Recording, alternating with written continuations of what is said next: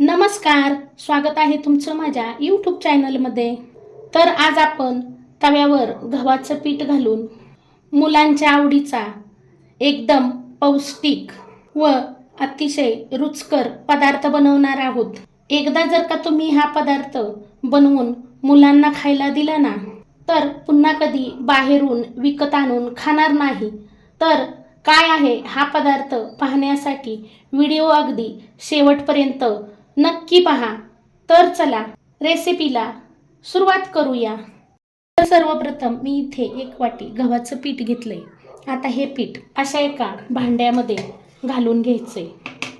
चवीपुरतं मीठ घालायचंय. त्यानंतर इथे मी 1 फुल चमचा भरून बेकिंग पावडर घेतली आणि अजून एवढा चमचा बेकिंग पावडर घेतली, म्हणजेच काय तर 1.5 चमचा मी इथे बेकिंग पावडर वापरली आहे. त्यानंतर 1 वाटी ताजं दही घेतलंय. आता आपण हे दही या साहित्यामध्ये घालून घ्यायचंय.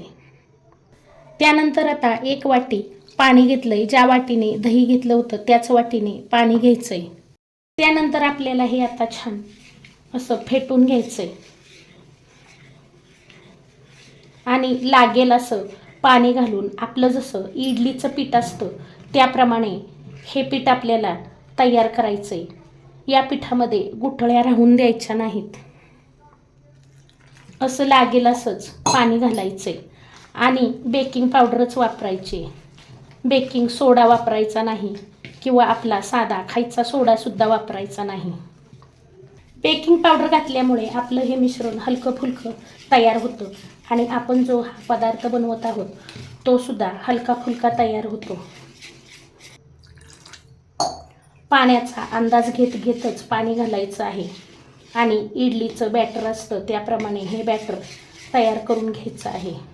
तर इथे तुम्ही पाहू शकता हे पीठ असं तयार करून घेतलंय. आपलं जसं इडलीचं बॅटर असतं त्याप्रमाणे हे पीठ तयार करून घेतलंय. याच्यापेक्षा पातळही नको आणि घट्टही नको. तर चला आता लगेच आपण गॅसकडे वळूया. या पिठाला भिजत ठेवायची सुद्धा गरज नाही. आता इथे मी घेतलाय नॉनस्टिक तवा. तवा कडकडीत गरम करून घेतलाय. आता तव्याला आपण तेल लावून घ्यायचंय आणि हे बेटर आपल्याला असं तव्यावर सोडून घ्यायचंय. साधारणतः 3 पळ्या एवढं हे पीठ मी तव्यावर सोडून घेतलंय. आता याच्यावर आपल्याला असं मोठं खोलगट झाकण ठेवायचंय आणि गॅसची फ्लेम स्लो करून एका बाजूने आपल्याला 2 मिनिट हे भाजून घ्यायचंय. आता 2 मिनिट झालेले आहेत. आपण आता याच्यावरचं झाकण काढून पाहूया आणि आता याला आपण पलटी करून घेऊया. बघा मस्त कलर आलाय ना. आता पुन्हा आपण मंद गॅसवर 2 मिनिटे याला दुसऱ्या बाजूने भाजून घेऊया. तर बघा इथे हे आपलं दोन्ही बाजूंनी छान असं भाजून घेतलंय. बघा दोन्ही बाजूंनी मस्त कलर आलाय ना. तर हा झाला आपला पिझ्झा बेस तयार आणि आज आपण बनवतोय मस्त असा मुलांच्या आवडीचा घरगुती साहित्यात मस्त असा पिझ्झा.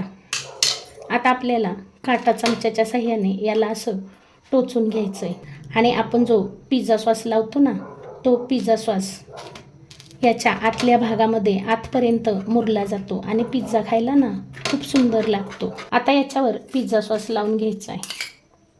तर बघा आहे ना बनवायला एकदम सोपा आणि तुम्ही जर पूर्वतयारी करून ठेवली ना तर हा पिझ्झा बनवायला अगदी 15 मिनिटे लागतात. ना कणिक मळायची झंझट ना चपात्या लाटायची झंझट. मी दाखवलेल्या पद्धतीने असा पिझ्झा बेस बनवून तुम्ही घरगुती साहित्यामध्ये पिझ्झा एकदा नक्की बनवून बघा. खायला खूपच सुंदर लागतो. आता हे सर्व साहित्य आपल्याला पिझ्झ्याला लावेपर्यंत तुम्ही गॅसची फ्लेम एकदम स्लो करा किंवा गॅस बंद करून टाका. आता याच्यावर चीज घालायचे. आता माझ्याकडे मोझरेला चीज नाही, साधं चीज आहे तेच मी याच्यावर घालते. त्यानंतर आता मी इथे शिमला मिरची घालून घेणार आहे, टोमॅटो घालून घेणार आहे कांदा घालून घेणार आहे. तुमच्याकडे जर स्वीट कॉर्न असेल ना तर स्वीट कॉर्न नक्की घाला. त्यानंतर आता याच्यावर चिली फ्लेक्स घालायचेत. तुम्ही जर मुलांसाठी हा पिझ्झा बनवत असाल तर चिली फ्लेक्स थोडेसे बेताचे घाला. मोठ्यांसाठी बनवत असाल तर जास्त घातले तरी चालतील.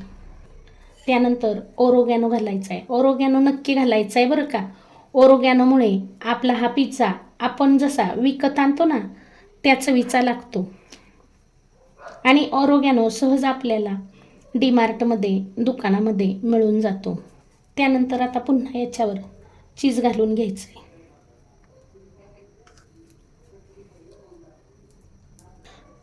मोझरेला चीज घातलं की मग ते चीज असं मेल्ट झालं की तारेसारखं दिसतं. आणि साधं चीज मेल्ट झालं तरी तारेसारखं दिसत नाही, पण चव एकच असते.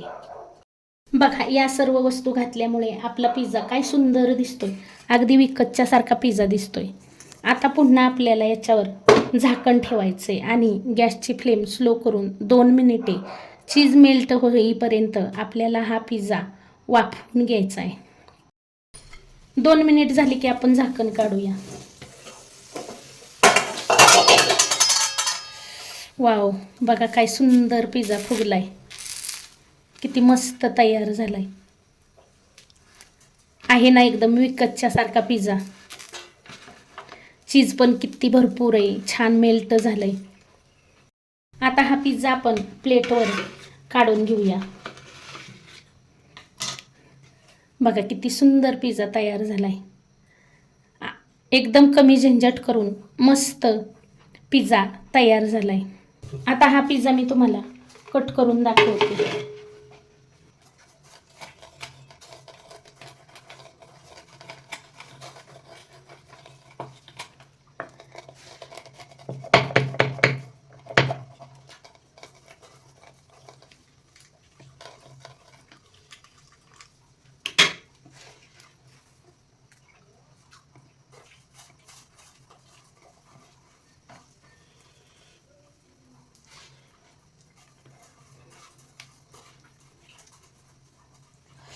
बघा काय सुंदर पिझ्झा तयार झालाय. किती मस्त दिसतोय आणि छान खालून सुद्धा मस्त तयार झालाय. तुम्हाला कडक पिझ्झा हवा असेल ना तर एकदम गॅसची फ्लेम बारीक करायची आणि हा पिझ्झा एकदम कुडकुडीत करून घ्यायचा. तर आहे ना बनवायला सोपा. जेवढा बनवायला सोपा आहे ना तेवढाच खायला सुंदर लागतो. आणि कणिक मळायची झंझट नाही, चपात्या लाटायची झंझट नाही. असा झटपट पिझ्झा बनवून तुम्ही मुलांना नक्की खायला द्या. आणि माझ्या पद्धतीने एकदा पिझ्झा नक्की बनवून बघा, खायला खूप सुंदर लागतो. तर तुम्हाला माझी आजची रेसिपी कशी वाटली कमेंट करून सांगायला विसरू नका. रेसिपी आवडली असेल तर एक लाईक जरूर करा. चॅनलला याआधी सबस्क्राईब केलं नसेल तर सबस्क्राईब करा, सपोर्ट करा. रेसिपी पाहिल्याबद्दल खूप खूप खूप धन्यवाद. पुन्हा भेटूया अशाच एका नवीन छानशा रेसिपीसोबत. तोपर्यंत बाय बाय.